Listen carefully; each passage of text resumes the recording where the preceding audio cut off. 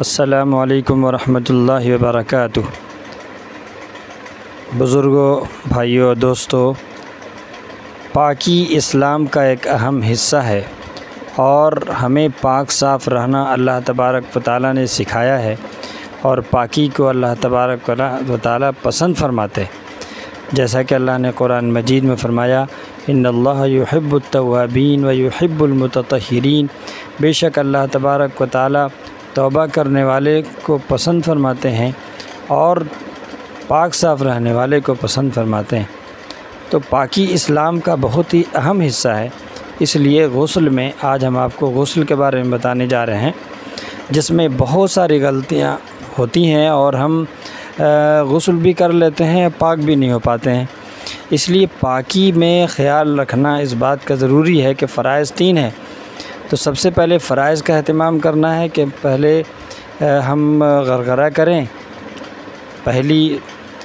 پہلا فرض جو غرغرہ کرنا ہے، دوسرا فرض ہے کہ ہم ناک کے نرم حصے تک پانی پہنچائیں، یعنی ناک میں پانی ڈالیں اور انگلی سے خلال کو انگلی سے صفائی کر لیں۔ تیسرا، پورے بدن پر پانی اس طرح بہائیں کہ ایک بال کے برابر بھی سوکھا نہ رہے۔ یہ بہت ہی اہم مسئلہ ہے، کیونکہ پانی پورے بدن پر پہنچانا، کچھ عضو ایسے ہیں جہاں پر بہت ہی خشکی ہوتی ہے اور صرف پانی ڈال دینے سے پانی نہیں پہنچتا، جیسے ایڑی، پیر کا نچلا حصہ جو ایڑی ہے بہت ہی سخت ہوتا ہے، تو وہاں پر پانی پہنچانا ضروری ہوتا ہے، ہاتھ لگانا پڑتا ہے، رگڑنا پڑتا ہے۔ اسی طرح کہونی میں بھی یعنی ہاتھ کا جو حصہ ہے بیچ کا، وہاں پر ہی پانی بہت مشکل سے پہنچتا ہے اور تھوڑی سی چمڑے سکڑے ہوئے ہوتے ہیں، تو وہاں پر پانی ہاتھ سے لگا کے پہنچانا ضروری ہوتا ہے۔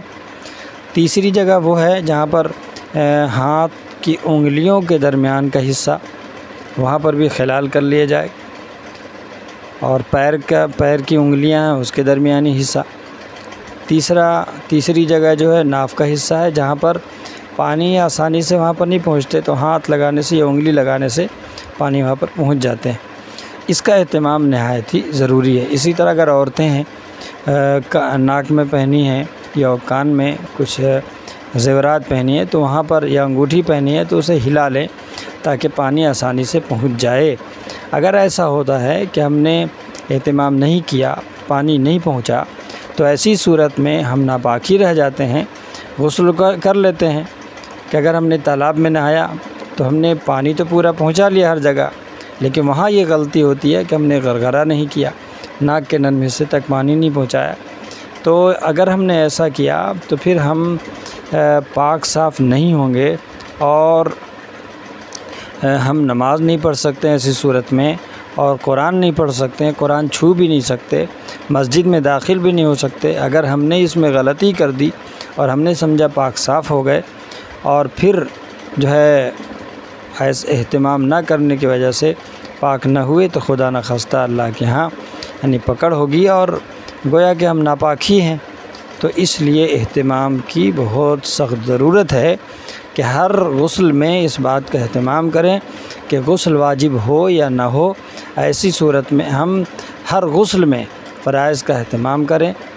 اور غسل کب واجب ہوتا ہے یہ الگ مسئلہ ہے، انشاءاللہ اس کے لیے الگ سے پھر ویڈیو بنے گی انشاءاللہ۔